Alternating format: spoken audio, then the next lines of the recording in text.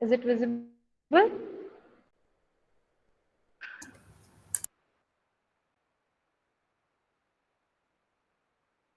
Okay. So process management. So what is a process? What is a process? Hmm? What is a process? A program in execution. Yes, a program in execution is called a process. A program is a set of instruction which is stored somewhere in the disk. Okay, it is a passive entity, it is doing nothing. But when a user wants to run that program has to be loaded into main memory. And once it is loaded into main memory, it is connected with many other things. जैसे कि उसको memory allocate हो जाता है, ठीक है, उसका एक स्टेट होता है कि वो रनिंग स्टेट में है या वो वेटिंग स्टेट में है, उसको एक यूनिक आईडी प्रोवाइड हो जाती है, एक प्रोसेस को यूनिक आईडी उसको प्रोवाइड हो जाती है, ठीक है, जिससे वो आइडेंटिफाई होता है ऑपरेटिंग सिस्टम को। कौन कौन सी फाइल्स पे वो ऑपरेट कर रहा है, लिस्ट ऑफ ओपन फाइल्स, वो सारी चीजें उसके साथ, जितनी चीजों पे प्रोसेस काम कर रहा है वो सभी एक्टिविटी उसके साथ इन्वॉल्व हो जाती है। जो प्रोग्राम में वो एक प्रोग्राम कोड था, एक कोड सेट ऑफ कोड था, अभी प्रोसेस में वो इन एग्जीक्यूशन है। और in execution a process, a program in execution is called a process. तो बस वही नहीं, even we include various things with a process. What are those? A process has text section. What is this text section? Text section is just a program code or a set of instruction. जो आपका programme होता है, जो set of instructions होते हैं, वो आपके एक प्रोग्राम का और एक प्रोसेस का सेम हो सकता है ना? क्योंकि देखो, एक प्रोग्राम से आप मल्टीपल प्रोसेस भी क्रिएट कर सकते हो। उसी प्रोग्राम से एक प्रोसेस कुछ और काम कर रहा है, दूसरा प्रोसेस कुछ और काम कर रहा है, क्योंकि वो प्रोग्राम आपने मॉड्यूलर बनाया। एक प्रोसेस से एक मॉड्यूल एग्जीक्यूट हुआ, दूसरा प्रोसेस एग्जीक्यूट हुआ, दूसरा मॉड्यूल एग्जीक्यूट हुआ। So there are multiple processes, there may be multiple process from a same program in a system, in a RAM. तो टेक्स्ट सेक्शन में B same for those two processes जो एक ही programme से generate हुए हैं। ठीक, तो text section is nothing but a program code. Then next is data section. This data consists of global variables or the actual data on which the instruction will be performed. ठीक है, the global variable, the values that that set of instruction will perform some operation on that. तो ये actual data की बात हो रही है। ठीक है, तो ग्लोबल वेरिएबल में डेटा स्टोर्ड है, किसी लोकेशन में डेटा स्टोर्ड है, तो ये डेटा सेक्शन जो है, this is text section, set of code, program का कोड जो है वो text section. Data section is a global variable section, जहाँ पे it contains the global variables and the data, actual data. ठीक, then next other things that I have just discussed, it will stored in the stack. Like if you are using function, what are the parameters of the function? What are the return addresses? It must be stored in a stack so that जिस order में वो आया है उसी order से function के अंदर आपने function call किया, उसके अंदर recursion आप जैसे जानते हो, तो उस तरीके से एक stack में ही आप उसको रखोगे, तभी last in first out वाला आपका system चलेगा। तो हम stack में वो सारी information store करके रखते हैं। And one more thing, that is heap. Heap is again a data structure which is used to allocate the memory dynamically. ठीक है, when your process is in running condition, it may require some more amount of memory. ठीक है, तो अगर उसको ज्यादा memory चाहिए तो डायनेमिकली वो मेमोरी आप एलोकेट कर पाओ, तो वो आप हीप के थ्रू आप डायनेमिक मेमोरी एलोकेशन कर सकते हो। तो heap is one of the data structure जो आप लोग पढ़ोगे आगे। ठीक है, तो ये बाकी जो स्पेस है वो इस हिसाब से स्टैक में जब जितने वेरी होगा वो स्पेस जो है स्टैक और हीप अपना यूज कर सकते हैं। ठीक, so it is a content of the process, these all are the context of the process. एक प्रोसेस के साथ ये सारी चीजें इंक्लूड हो जाती है, ये सारी चीजें एसोसिएट हो जाती है। तो what is the difference between a program in process? अब आपके पास एक चीज और ऐड हो गई, these all are the data structure or the section which is involved with the process also. ठीक है, तो ये टेक्निकली आपको अब ये सारी चीजें आपको बोलना है जब नेक्स्ट टाइम आपसे पूछा जाए कि प्रोग्राम एंड प्रोसेस में क्या डिफरेंस है, rather than giving a single name की प्रोग्राम मतलब ये एंड प्रोसेस मतलब अ प्रोग्राम इन एग्जीक्यूशन। ठीक, तो जैसे कि बैच सिस्टम में हम लोग जॉब्स एग्जीक्यूट करते थे, in the same way time shared system में वी हैव यूजर प्रोग्राम्स और टास्क। ठीक है, तो जैसे आपको पता है कि मल्टी प्रोग्रामिंग सिस्टम में we have multiple processes in the main memory at the same time. ठीक, ओके। तो इन प्रोसेसेस को जब प्रोग्राम है, वो program by itself is not a process, है ना, it is a passive entity, it is just as a file containing a list of instruction stored on a disk, है ना, जिसको हम लोग एग्जीक्यूटेबल फाइल बोलते हैं। But process is an active entity with a program counter. जैसे कि program counter क्या होता है, it is a register which stores the next instruction to be executed, है ना, क्योंकि रजिस्टर को सीपीयू डायरेक्टली एक्सेस कर सकता है तो टाइम कम लगे, इसलिए ओएस पहले से ही नेक्स्ट इंस्ट्रक्शन जो एग्जीक्यूट करना है उसको फेच करके, डेटा सेक्शन से फेच करके उसको कहां पर, सॉरी टेक्स्ट सेक्शन से वो फेच करके कहां पे लाके स्टोर कर देता है, प्रोग्राम काउंटर में, सो दैट जैसे ही सीपीयू नेक्स्ट इंस्ट्रक्शन की डिमांड करे तो वो सीधे प्रोग्राम काउंटर से वो इंस्ट्रक्शन ले ले। And it also associated with other resources also, है ना, जो प्रोग्राम आपका प्रोसेस है। ठीक है, तो जैसे कि आप मेल प्रो जैसे, एक मिनट,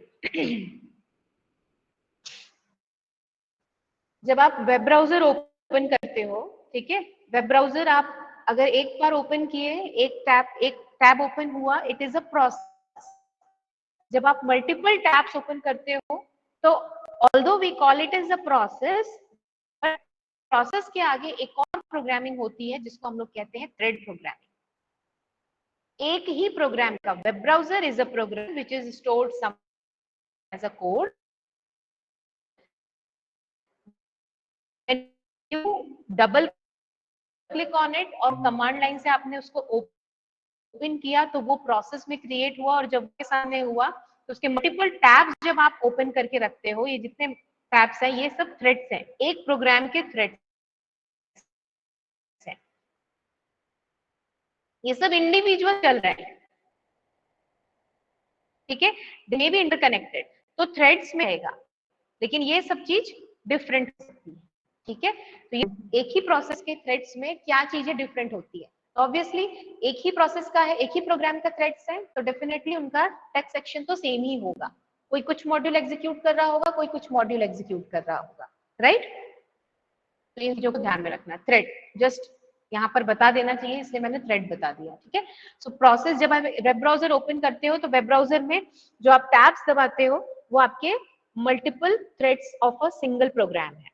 और अगर आप एक ही सिस्टम में वेब ब्राउजर भी ओपन किया है, ठीक है, कोई मेल प्रोग्राम ओपन किया है, या फिर आप वर्ड प्रोसेसर ओपन करके रखे हो, तो फिर आपका जो टेक्स्ट सेक्शन है वो एक ही प्रोग्राम, अब यहाँ पे सबका पूरा पूरा डेटा डिफरेंट होगा, टेक्स्ट सेक्शन भी अलग अलग होगा क्योंकि सब अलग अलग प्रोग्राम है। ठीक है, तो टेक्स्ट सेक्शन कब सेम होगा, जब आप थ्रेड प्रोग्रामिंग कर रहे हो, जब सेपरेट प्रोसेस है। ठीक है, तो data heap and stack section हमेशा आपका वेरी करेंगे, चाहे सेम प्रोग्राम का प्रोसेस हो या फिर डिफरेंट प्रोग्राम का प्रोसेस हो, ये चीज ध्यान में रखना। ठीक, सो नेक्स्ट इज, ये सारी इंफॉर्मेशन अगर प्रोसेस के साथ एसोसिएट हो जाती है तो where do we store these information, we store this information in PCB, process control block. इस प्रोसेस कंट्रोल ब्लॉक को हम लोग और क्या बोलते हैं, किसी को मालूम है?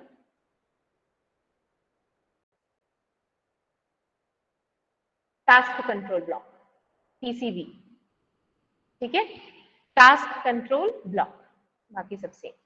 तो process control block, task control block is the space in the memory where you store the information related to a process. So every process which is there ready to be executed in the main memory, it has its own PCB, जहां पे उसकी सारी information है जिसको operating system access करता है।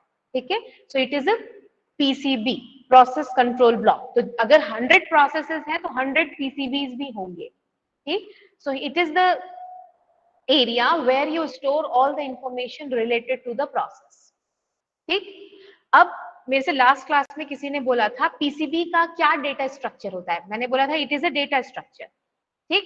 तो मैंने उस दिन आपको बोला क्यू, लेकिन अब मैं उसके आगे आपको लेके जाऊंगी, ठीक। क्यू मैंने क्यों बोला उस समय, क्योंकि आप शायद स्टैक और क्यू ही जानते हो, आप लिंक लिस्ट नहीं जानते हो, ठीक। तो क्यू इसलिए बोला, जिस ऑर्डर में प्रोसेसेस मेन मेमोरी में आएंगे उस ऑर्डर में वो एग्जीक्यूट होंगे। बट नाउ शेड्यूलर के एल्गोरिदम पे डिपेंड करता है कि किस ऑर्डर में वो प्रोसेसेस को एग्जीक्यूट करेगा। It may be on priority basis, it may be on first come first serve basis, it depends on the scheduler. But जो पीसीबी है, पीसीबी की जो लिस्ट बनती है, जो इंडेक्स लिस्ट बनती है कि जिस ऑर्डर में प्रोसेसेस आए हैं वो होता है क्यू। जिस ऑर्डर में आएगा प्रोसेस उस ऑर्डर में वो मेंटेन होगा, ठीक है। So that is the Q, this is the Q. The queue data structure is used to process the PCBs of different processes. But how to store the data inside the PCB? इतने सारे data हम store करते हैं PCB में. What are those? Let me write in different.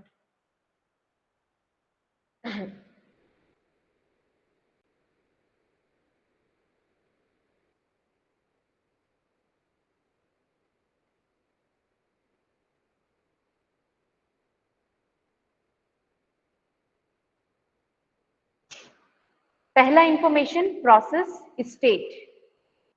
Process का state during its operation process can be in multiple states.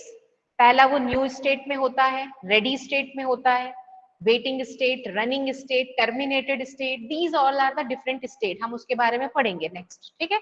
तो process एक particular time पे कौन से स्टेट में है वो हम पीसीबी में स्टोर करते हैं, ठीक. प्रोसेस का जो आइडेंटिफायर है, प्रोसेस को जो यूनिक आईडी मिली हुई है, what is that, we store that in PCB. Program counter की जो वैल्यू है वो इंफॉर्मेशन भी हम पीसीबी में स्टोर करते हैं, ठीक है. डिफरेंट प्रोग्राम काउंटर ही नहीं, डिफरेंट रजिस्टर्स की जो वैल्यू है वो we store it in the PCB, ठीक. देन मेमोरी प्रोटेक्शन में हमने पढ़ा हर एक प्रोसेस का एक एड्रेस स्पेस होता है. बेस एड्रेस, बेस रजिस्टर में बेस एड्रेस, लिमिट रजिस्टर में लिमिट, है ना.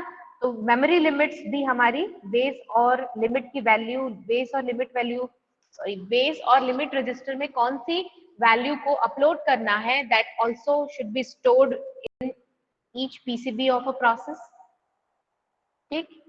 And then some list of open files, some accounting information are also there with the PCBs, ठीक है. तो इसको आप ऐसे डॉट डॉट भी कर सकते हो, या फिर मैं अभी जितनी चीजें बताऊंगी उसको लाइन से आप चीजें लिख भी सकते हो, ठीक है. रजिस्टर को आप स्पेसिफिकली ये भी बता सकते हो, it can B general purpose register, accumulator भी हो सकता है, इंडेक्स रजिस्टर भी हो सकता है. तो डिफरेंट टाइप के रजिस्टर हो सकते हैं. सी हमारे कंप्यूटर सिस्टम में जो रजिस्टर्स हैं वो लिमिटेड होते हैं, और हमको ये पता है कि we have multiple programs in the main memory. ये हमारा रैम है, रैम में हमारे पास मल्टीपल प्रोग्राम्स हैं, ठीक. सीपीयू को हम प्रोसेसेस एलोकेट करते हैं. P1 आपने उसको एलोकेट किया.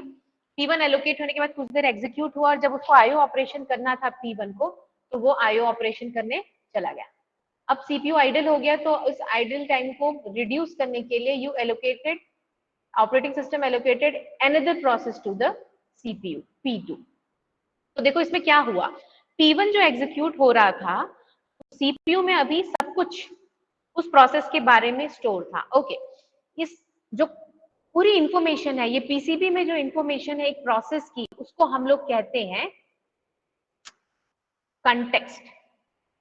क्या बोलते हैं? Context of a process. ध्यान से सुनना, सब सुन रहे हैं ना? मैं ओपन बोर्ड में हूँ, मीट में हूँ नहीं?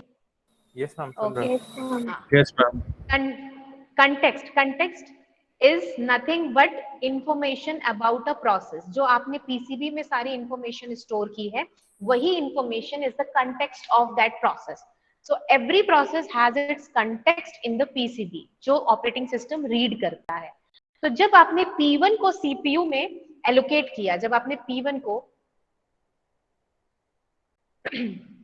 ये प्रोसेस P1 को CPU एलोकेट किया, तो क्या हुआ, P1 का जो कंटेक्स्ट था, जो पीसीबी की इंफॉर्मेशन थी, वो आपने सेव किया या स्टोर किया, कहां पर, सीपीयू को दिया कंटेक्स्ट।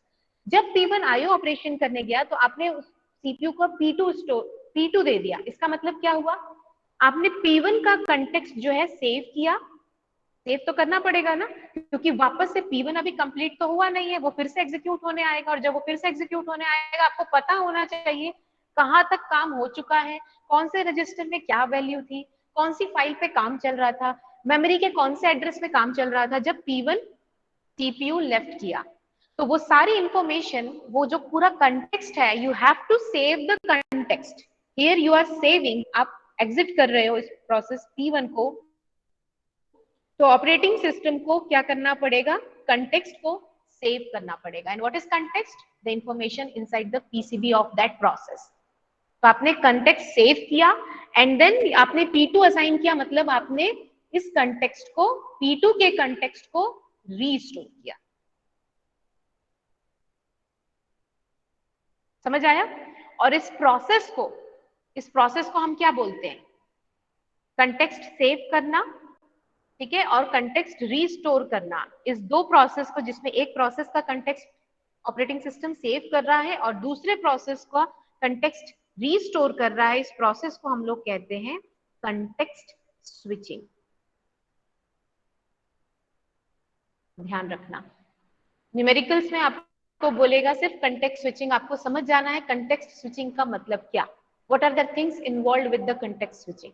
कंटेक्स्ट स्विचिंग मतलब एक प्रोसेस आपने सीपीयू को असाइन किया, जब वो किसी भी रीजन से, मे बी प्रायोरिटी प्रोसेस आ गया इसलिए उसको हटाया गया सीपीयू से, या वो आईओ ऑपरेशन करने जाता था इसलिए उसको हटाया गया, या फिर टाइम क्वांटम खत्म हो गया जितने देर के लिए उसको सीपीयू एलोकेटेड था इसलिए उसको हटाया गया, कोई भी रीजन हो, उसको जब हटाया जाएगा सीपीयू से तो उसका स्टेट हमको सेव करना पड़ेगा, तो हमको उसका कंटेक्स्ट सेव करना पड़ेगा।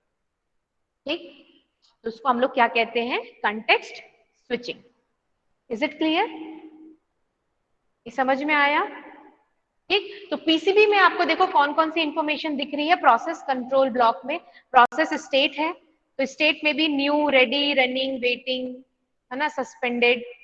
दूसरा आपका प्रोसेस आईडी दिख रही है। Process ID is the unique identifier which is given to process to be identified inside the computer system. ठीक है, ये प्रोसेस की आईडी है, it must be integer most of the time. Program counter which contains the next address of the next instruction to be executed. ठीक है, then CPU registers, it can be registers vary in number and type, right? जरूरी नहीं एक process 2 register use कर रहा है तो दूसरा भी 2 यूज करेगा, दूसरा हो सकता है 4 यूज करेगा, तीसरा हो सकता है 1 भी नहीं यूज करेगा, उसको जरूरत ही नहीं पड़ी कुछ टेम्परेरी डेटा स्टोर करने की। ठीक है, तो इट मे वेरी, तो depending on the computer architecture also, कितने नंबर ऑफ रजिस्टर्स आपका लोकल टेम्परेरी वाला काम हो जाएगा। तो सीपीयू रजिस्टर्स, इन सभी को आपको सेव करना पड़ेगा। क्यों सेव करना पड़ेगा, कि नेक्स्ट टाइम जब प्रोसेस स्टार्ट हो तो आपको करेक्टली स्टार्ट करना है। ठीक है, इंटरप्ट ऑकर होगा तो you have to save all the information.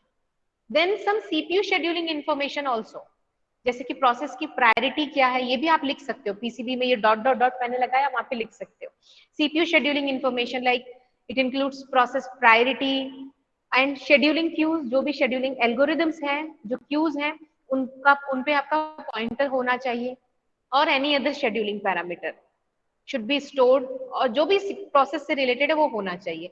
Memory management information, जो आपको बताया मैंने, base register and limit register की value, page table, segment table, ये जब मेमोरी मैनेजमेंट पढ़ोगे तो समझ आएगा। ये सब कुछ मेमोरी मैनेजमेंट का इंफॉर्मेशन है जो मेमोरी लिमिट्स में मैंने बोला। ठीक, फिर अकाउंटिंग इंफॉर्मेशन भी पीसीबी से रिलेटेड, लाइक कितना अमाउंट ऑफ सीपीयू ये ऑलरेडी यूज कर चुका है, इसको और कितना जरूरत है। ठीक है, टाइम लिमिट्स इसकी कितनी है, कितने देर इसको असाइन किया गया था, कितना बचा हुआ है।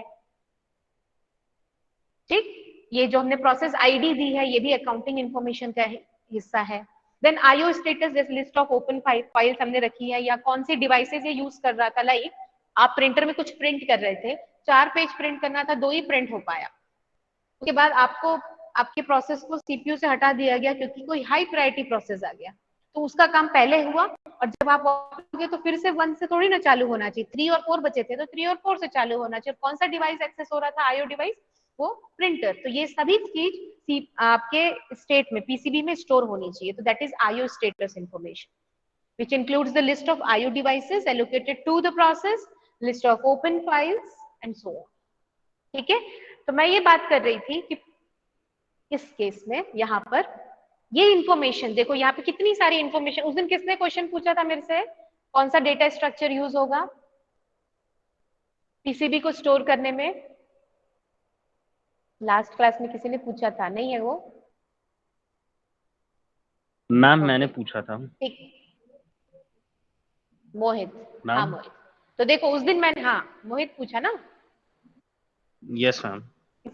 हाँ ठीक है, तो मैंने उस दिन क्यों क्यों बोला, स्टैक और क्यू जो आपका है वो इंप्लीमेंटेशन कैसे हुआ है उस पर डिपेंड नहीं करता है।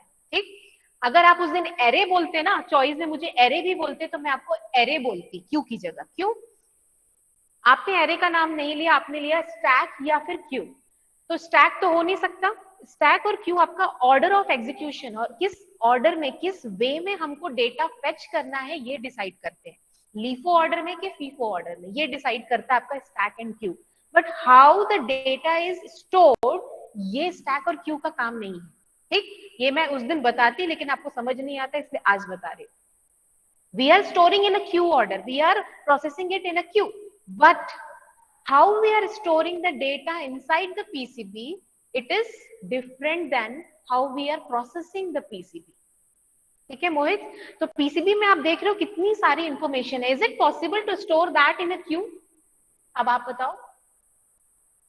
No ma'am. नहीं, उस दिन आपको पता नहीं था कि पीसीबी क्या है, उसमें क्या क्या इंफॉर्मेशन होती है ना?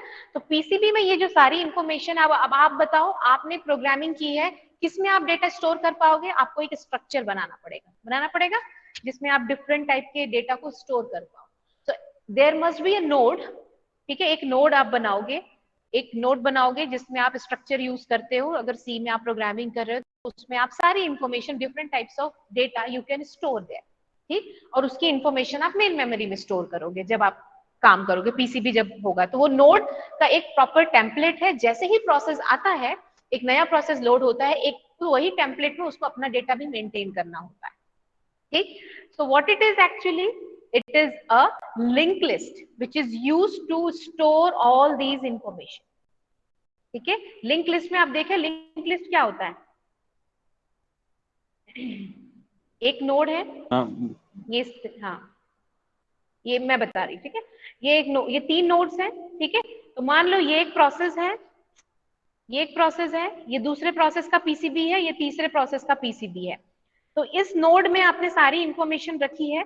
That node has some pointer to the next node in the queue. ठीक है, एक तरीके से जो क्यू मतलब नेक्स्ट, उसके बाद कौन आया वो उसी पीसीबी का इंफॉर्मेशन रखेगा। ठीक, but it is a link list, तो इसके पास कैसे आप ट्रैवर्स करके वो किसी भी नोड तक जा सकता है। ठीक, तो ये लिंक लिस्ट क्या होता है? It is a node which is pointing और having the address of the next node. In the same way, the next node has the address of the next to next node. ठीक है, but here in PCB we use doubly linked list। What is doubly linked list? एक Poynting तो सामने हो रही है forward जाने के लिए, एक पीछे भी होती है। क्यों? आपको पता है कि आप कभी भी किसी भी प्रोसेस को सेलेक्ट कर सकते हो, और आप किसी भी प्रोसेस को एग्जीक्यूट कर रहे होते हो तब आपकी डिमांड आ सकती है कि मुझे वो प्रोसेस एग्जीक्यूट करना है, उसका पीसीबी जल्दी मिले, उसके लिए आपने क्यू स्ट्रक्चर यूज किया। लेकिन डेटा भी आप बहुत जल्दी फैच कर पाओ इसलिए आपने लिंक लिस्ट यूज किया।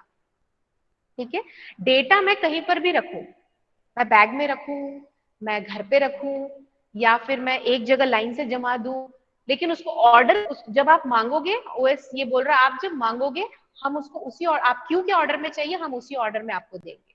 लेकिन इम्प्लीमेंटेशन कैसा है? That is abstracted from you. ठीक है, डिटेल्स आपको नहीं पता है। सो it is a link list where a node is storing all the information about a process, and जो नोड्स बने हैं वो नोड्स आपस में लिंक लिस्ट के थ्रू अरेंज्ड होते हैं।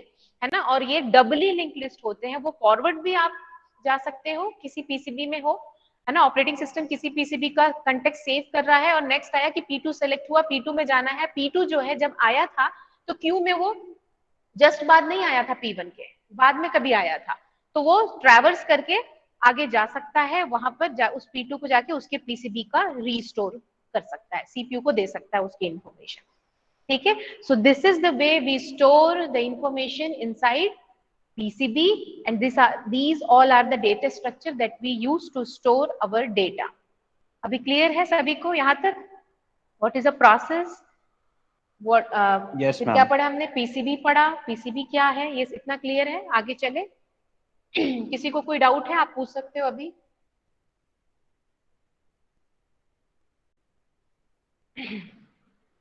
No doubts? इसका मतलब ये तो नहीं समझ नहीं आया इसलिए नो डाउट्स?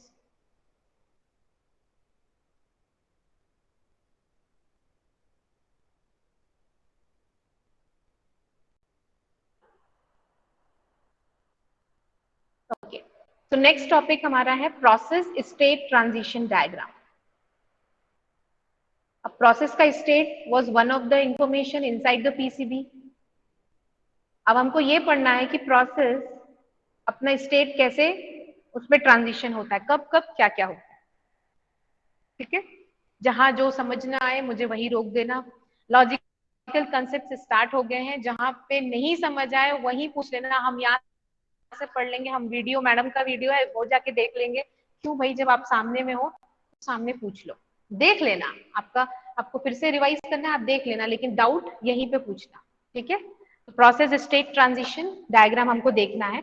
इसमें सबसे पहले आपको याद होगा मैंने स्टार्टिंग की क्लासेस में बताया था, there is a job pool, बताया था जॉब पूल के बारे में, which consist of all the processes which are ready to be executed but they have not been brought into main memory yet, ठीक है। तो ये होते हैं वो प्रोसेसेस जो जॉब पूल में रेडी तो हैं और वेट कर रहे हैं मेन मेमोरी में आने के लिए, उनके स्टेट को हम बोलते हैं न्यू स्टेट।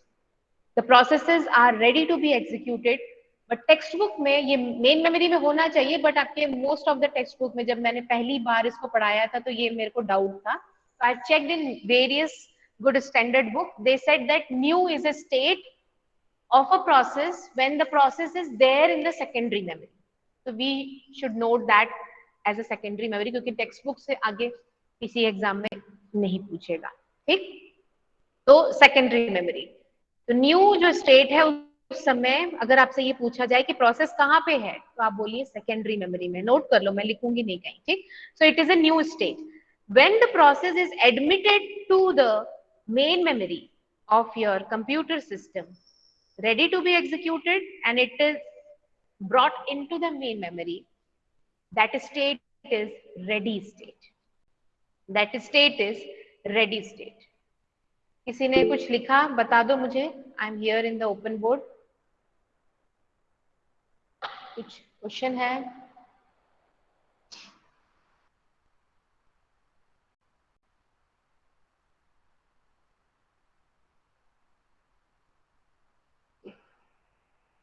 कुछ आवाज आई मुझे।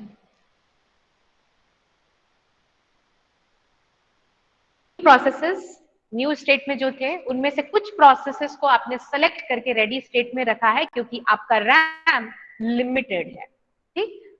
तो रेडी स्टेट में जो प्रोसेसेस हैं वो मेन मेमोरी में है। Now the processes will directly be allocated to the CPU, और जब वो सीपीयू में एग्जीक्यूट हो रहे होंगे तो उसके स्टेट को हम लोग कहते हैं रन स्टेट। हम उसको scheduler will schedule it and there is a dispatcher in between, जिसका काम मैं आपको नेक्स्ट क्लास या इसी क्लास में बताऊंगी, ठीक है। दोनों का काम अलग अलग है।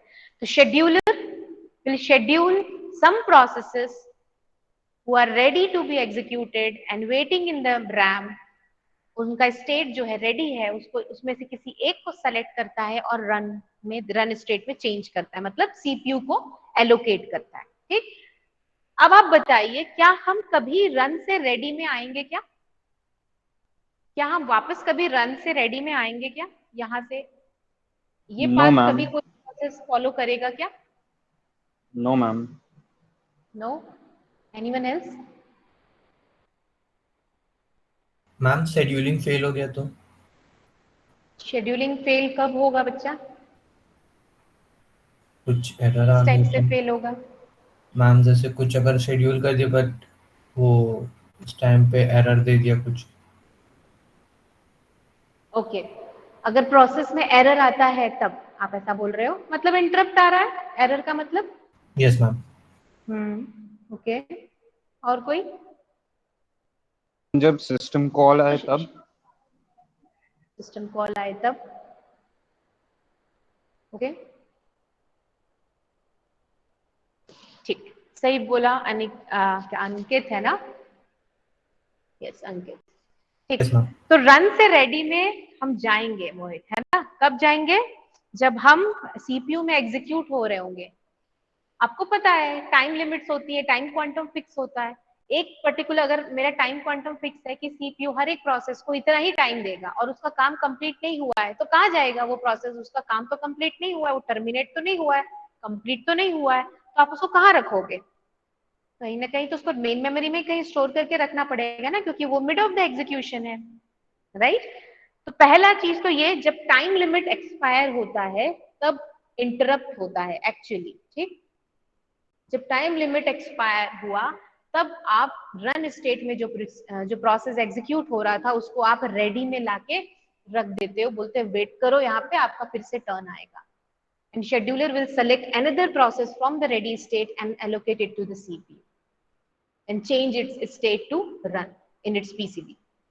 ठीक, पहला तो ये टाइम लिमिट जो सीधे सीधे समझ में आता है। दूसरा ये कि अगर रन स्टेट में कोई प्रोसेस एग्जीक्यूट हो रहा है और उस टाइम पे रेडी स्टेट में न्यू स्टेट से एक नया प्रोसेस आता है जिसकी प्रायोरिटी बहुत हाई है, उसको सबसे पहले एग्जीक्यूट करना है। अगर आपने उसको पहले एग्जीक्यूट नहीं किया तो हो सकता है कुछ नॉर्मल ऑपरेशन आपके सिस्टम का ना हो, या आपका यूजर जो आपको इंस्ट्रक्शन दे रहा है वो आपको यूज करना बंद कर दे, वो हैम्पर हो जाए उसका normal operation. High priority process will take over that process, ठीक है? तो रन स्टेट में जो प्रोसेस है, उस जो प्रोसेस रन हो रहा है उसको आपने बाहर निकाला और रेडी स्टेट से उस हाई प्रायोरिटी प्रोसेस को सीपीयू एलोकेट किया। तो ये बेस्ड ऑन द, जब प्रायोरिटी के बेसिस पे भी इंटरप्ट हो सकता है जब आपका रन स्टेट से रेडी स्टेट में आपका प्रोसेस आता है, ठीक? So many types of interrupt सिर्फ सारे इंटरप्ट में आएगा ये मैं नहीं बोल सकती, ठीक? सारे सिस्टम कॉल में आएगा ये भी नहीं बोल सकते। Some system calls which is related to that, it may come to ready state because there are some system call which is required to access the hardware device, maybe input output device, and for that you may not keep that process in the main memory, you have to send that process to that IO device queue, उसके Q में डालना पड़ेगा, भाई इसको तुमको process करना है, like that, ठीक है? तो अब बताओ, अब अच्छा एक चीज और बताओ, रन स्टेट से अगर प्रोसेस कंप्लीट हो जाता है, if the process completes, it will be terminated, ये डेड स्टेट। अब वो मेन मेमोरी में नहीं है, जो जिस काम के लिए वो प्रोसेस स्टार्ट हुआ था वो काम हो गया, वो प्रोसेस का काम कंप्लीट हो गया, वो टर्मिनेट हो गया, ठीक? तो वो रन से ही टर्मिनेट होगा, ऑब्वियसली सीपीयू में ही प्रोसेसिंग होती है तो वहीं से कंप्लीट होगा। अब आप मेरे को बताओ, क्या इसमें से कुछ चीजें कुछ जगह छूट रही है? क्या कोई और स्टेट भी हो सकता है?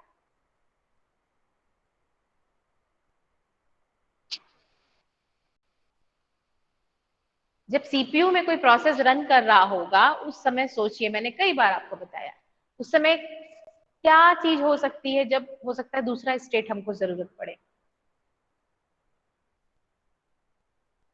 बताओ। मल्टी प्रोग्रामिंग का क्या प्रॉब्लम था? तो हम मल्टीटास्किंग में स्विच किए।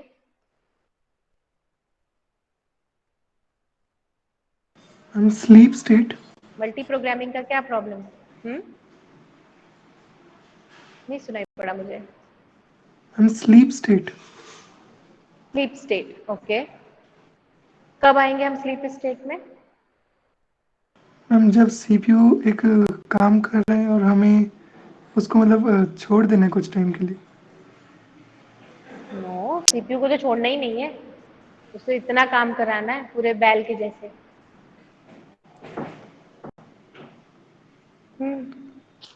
रन स्टेट से हम प्रोसेस का एक स्टेट और भी चेंज हो जब वो आईओ ऑपरेशन, आईओ रिक्वेस्ट करेगा, आईओ की रिक्वेस्ट करेगा, किसी भी आईओ इनपुट आउटपुट डिवाइस की रिक्वेस्ट करेगा।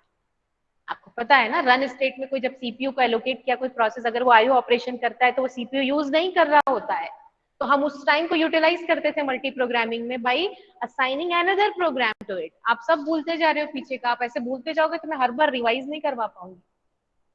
मल्टी प्रोग्रामिंग का क्या प्रॉब्लम था, तुरंत आंसर आना चाहिए था। ठीक है, मल्टी प्रोग्रामिंग का मतलब होता है multiple programs in the main memory at the same time. What was the problem कि हमको इवोल्यूशन करना पड़ा। प्रॉब्लम ये थे कि जब प्रोसेस खुद से आईओ ऑपरेशन करने जाता था तभी हम दूसरे प्रोग्राम को असाइन कर पाते थे, राइट। देन मल्टीटास्किंग में हमने क्या किया, टाइम शेयर कर दिया सीपीयू का। तो अब ठीक है, हम वापस अपने टॉपिक में आते हैं। रन स्टेट में अगर सीपीयू में कोई प्रोसेस रन कर रहा है, उसको आईओ रिक्वेस्ट किया, उसने आईओ डिवाइस उसको इनपुट आउटपुट कुछ करना है, तो it will lead to the another state which is known as wait or block state। ठीक, तो स्लीप नहीं होगा। ठीक, स्लीप कब होगा, जब आपने हॉल्ट कर दिया है उस प्रोसेस को। यहाँ पे वेट है और ब्लॉक स्टेट है, मतलब process is doing it's task but not in the CPU. CPU में नहीं कर रहा है, लेकिन वो बैठा हुआ भी नहीं है, वो स्लीप मोड में नहीं है। It is doing its task. It is doing IO operation. It may be reading some data from the disk. It may be writing some data on the monitor. कुछ भी हो सकता है। ठीक, तो when a process demands IO request, operating system उसका state change कर देता है और उसको वेट स्टेट में डाल देता है। ठीक, और जब इसका IO ऑपरेशन कंप्लीट हो जाता है तो बताओ ये कौन से स्टेट में जाएगा।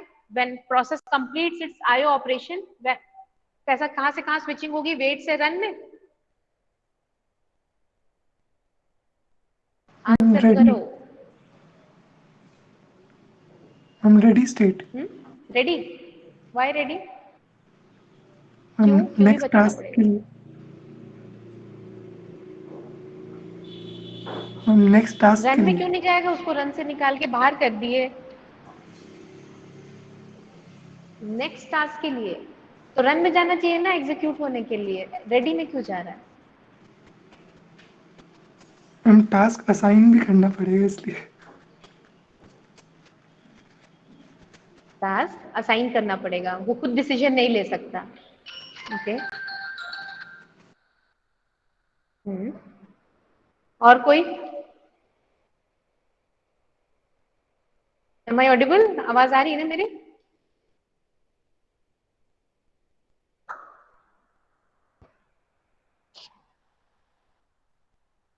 आवाज आ रही है कि नहीं मेरी, एक बार बता दो। Yes ma'am. Yes ma'am. अच्छा, ओके। तो बताओ वो रन में जाएगा कि रेडी में जाएगा, संस्कृति। Ma'am, according to me, it should be ready. Ready, क्यों रेडी। मैम वही पहले रन कराने के लिए टास्क असाइन करना पड़ेगा, फिर ही वो रन कर पाएगा। ओके, तो ये बात है, तो इट्स राइट। हमको बाहर निकाला गया था सीपीयू से कि आपको आईओ रिक्वेस्ट आपने किया है तो आप सीपीयू से बाहर जाइए, हम दूसरा काम करेंगे। तो हम वापस से रन में जाके धक्का मार के दूसरे को नहीं निकालेंगे। विल गो डिसिप्लिन्ड वे में, हम वेट स्टेट से वापस रेडी स्टेट में जाएंगे once our IO operation is completed. On IO completion, process state changes from the wait state to the ready state। ठीक है, and it will wait there in the ready queue, ready state। और जब उसका turn आएगा, scheduler उसको pick करेगा next time, जब उसकी टर्न आएगी तो वो रन स्टेट में अपने आप चला जाएगा और अपना टास्क कंप्लीट कर लेगा। ठीक है, तो इज इट कंप्लीटेड और समथिंग इज लेफ्ट, कुछ और बचा हुआ है। ये process state transition diagram complete लग रहा है कि कुछ और बचा हुआ है, सोचो कोई और एस्पेक्ट बचा क्या, क्योंकि वो एस्पेक्ट भी आपको मैंने बताया है, से पूछ रही हूँ।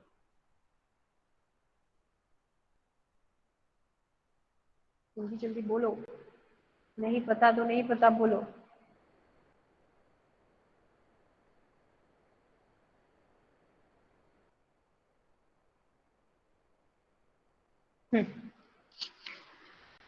ठीक है, कुछ नहीं बोलना है तुमको तो नहीं बोलती हूँ फिर। See, when you are in the ready state and the main memory का जो साइज है, मेन मेमोरी जो है हमारे पास लिमिटेड है, तो मेन मेमोरी अगर लिमिटेड है और अगर आपका कोई एक ऐसा प्रोसेस जो न्यू स्टेट में अभी है और आपको उसको लेकर आना है and there is no space in the main memory, there is no room for that process, so what you will do? जो कंसेप्ट बताया ना मैंने आपको, will take out some of the processes from the ready state, from the main memory to the hard disk or to the disk, ठीक है, जिसको हम लोग स्वैप आउट बोलते हैं, इसको हम लोग कहते हैं सस्पेंड करना।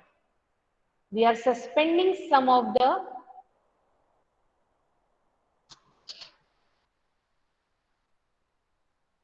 इसको हम बोलेंगे सस्पेंड रेडी, क्योंकि रेडी स्टेट से आपने सस्पेंड किया है इसलिए हमने इसको बोला सस्पेंड रेडी।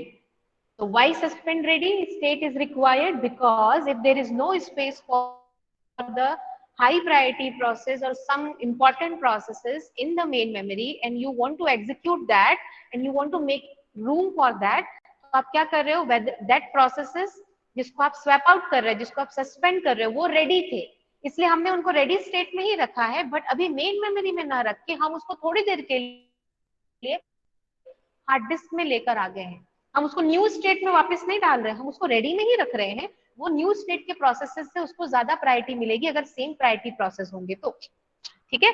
तो हम उसको सस्पेंड रेडी में रख रहे हैं और सस्पेंड कर रहे हैं कुछ देर के लिए जब तक मेन मेमोरी में जगह न बन जाए, और जो हाई प्रायोरिटी प्रोसेस आया था वो रेडी स्टेट में हम उसके लिए जगह बनाए, वो आएगा न्यू से रेडी में एग्जीक्यूट होगा और जब वो कंप्लीट हो जाएगा तो अगेन मेन मेमोरी में हमारे लिए जगह हो जाएगी, तो हम उस प्रोसेस को जिसको हमने सस्पेंड किया था उसको हम रिज्यूम कर देंगे,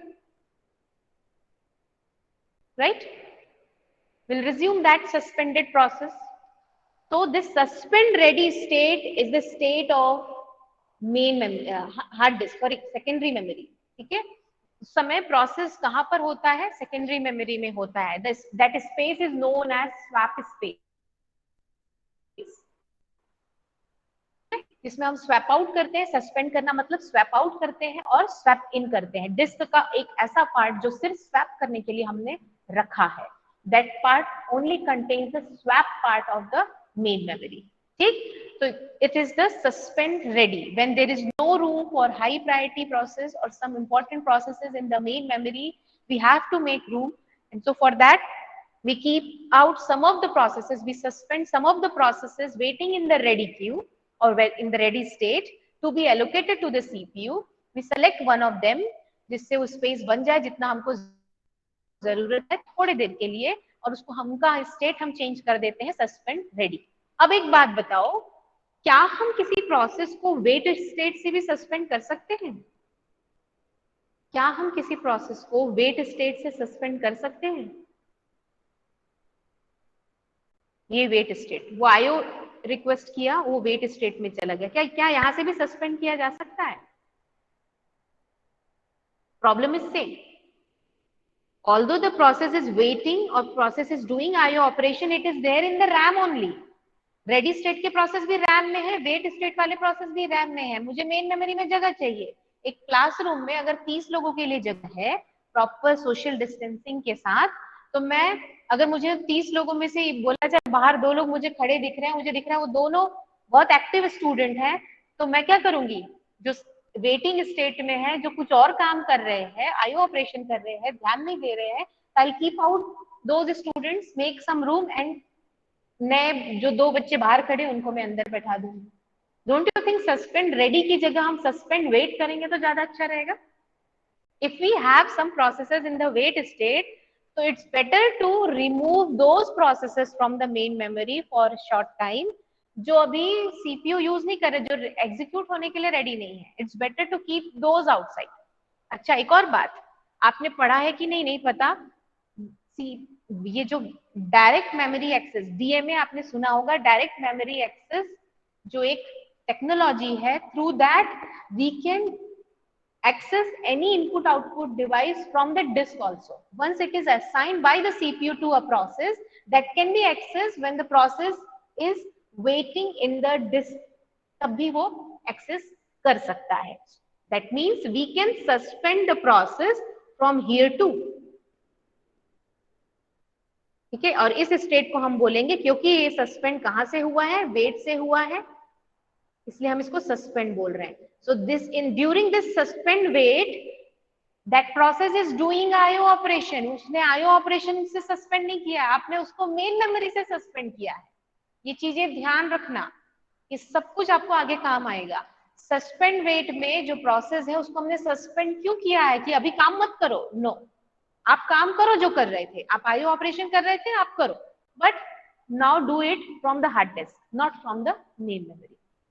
Because that device has been assigned to you, you can do any input output operation till your operation is completed. और जब complete हो जाए तो आप वापस से क्या करोगे, resume कर सकते हो. बट देखो, एक दो केस हो सकता है. क्या दो केस हो सकता है? अगर कोई प्रोसेस सस्पेंड वेट में है और अगर उसका आईओ ऑपरेशन कंप्लीट हो जाता है during the suspend wait state, तो बताइए वो कौन से स्टेट में जाएगा? इसका आंसर तो मिलना चाहिए मुझे. इफ प्रोसेस सस्पेंड रेडी में ma'am, yes, it will be switched to the suspend ready. It has not been brought into the main memory yet. तो आप सीधे उसको वेट स्टेट में नहीं लाओगे. मेन मेमोरी में अभी भी जगह फुल है और आपका प्रोसेस जो सस्पेंड वेट में था उसका आईओ ऑपरेशन कंप्लीट हो चुका है. Now it is ready to be executed. उसका आईओ ऑपरेशन कंप्लीट हो गया, but it is still suspended. So will keep that process. Hard disk से हम उसका स्टेट चेंज कर देंगे, है ना. और ये कब होगा? When IO is completed. लिख लो यहाँ पे, when IO is completed but process is still suspended. Why it is suspended? Because there is no room in the main memory to accommodate that process. Whenever there is a room तो हम उस process को ला सकते हैं, लेकिन अगर रहते रहते ही उसको रिज्यूम आप नहीं कर पाए तो सस्पेंड रेडी में आप उसको मूव करके रख सकते हैं. तो इसका मतलब ये है कि जब रेडी स्टेट में, जब मेन मेमोरी में जगह बनेगी तो आप सस्पेंड रेडी से उस प्रोसेस को सीधे रेडी स्टेट में लेके जाएंगे, rather than going to wait state and then ready state. It goes from suspend ready to ready state. So this is process state transition diagram. इसमें कहीं कोई डाउट है तो पूछ लीजिए. ये बहुत अच्छे से समझ में आना चाहिए.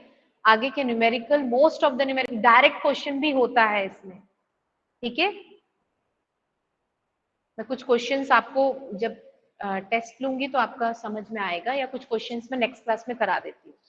ठीक है, अदरवाइज एक या दो क्लास के बाद न्यूमेरिकल हमारा स्टार्ट तो हो ही जाएगा. Is there any doubt in this process state transition diagram in any state कि ये कब हो रहा है, वो क्यों नहीं हो रहा है, ये कैसे हो रहा है, ऐसा कुछ? No doubts. ऐसे पढ़ोगे तो मेरे को कैसे इंटरेस्ट आएगा?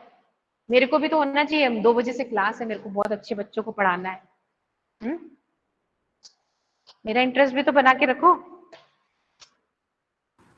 मैम, हाँ बोलो.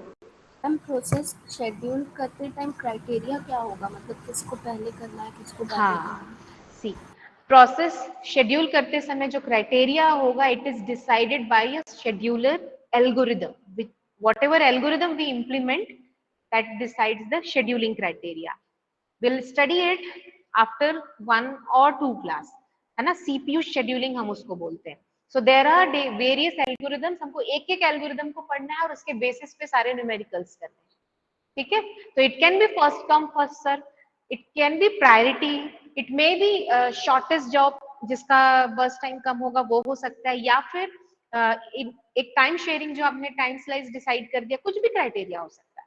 ठीक है, आप ये पूछना चाह रहे हो कि रेडी स्टेट से रन स्टेट में हम किस बेसिस पे सेलेक्ट करेंगे प्रोसेसेस को, है ना. तो it is actually depends upon the algorithm. So there are 6 to 7 algorithm जो आपको पढ़ना है, उस बेसिस पे हम करेंगे. तो नेक्स्ट क्लास में हम पढ़ेंगे scheduling queues, schedulers which are required, जो अभी शेड्यूल लिखा है मैंने, यहाँ पे कौन से शेड्यूलर काम करते हैं इनके बारे में पढ़ेंगे, फिर मैं सीधे सीपीयू शेड्यूलिंग पढ़ाऊंगी। ठीक है, तो प्लीज इस वीडियो को जो आप उसमें है चैनल पे, उस पे एक बार देख लेना। उससे आप अगर नोट नहीं कर पाए होगे ठीक से, कोई बात नहीं, वहां से आप नोट कर लेना। और ये तीनों टॉपिक का PCB, process state transition diagram and initial जो इंट्रोडक्शन मैंने दिया, ये अपने नोटबुक में रख लेना। यूनिट 1 के नोट्स सबने कंप्लीट कर लिए हैं। आज हम सैटरडे टेस्ट लेना था मुझे, मैं ले नहीं पाई because we have completed unit 1। तो आप लोग आज रेडी हैं टेस्ट देने के लिए बिटवीन 4:45 to 5? यस और नो? यूनिट 1 का टेस्ट देने के लिए रेडी हैं?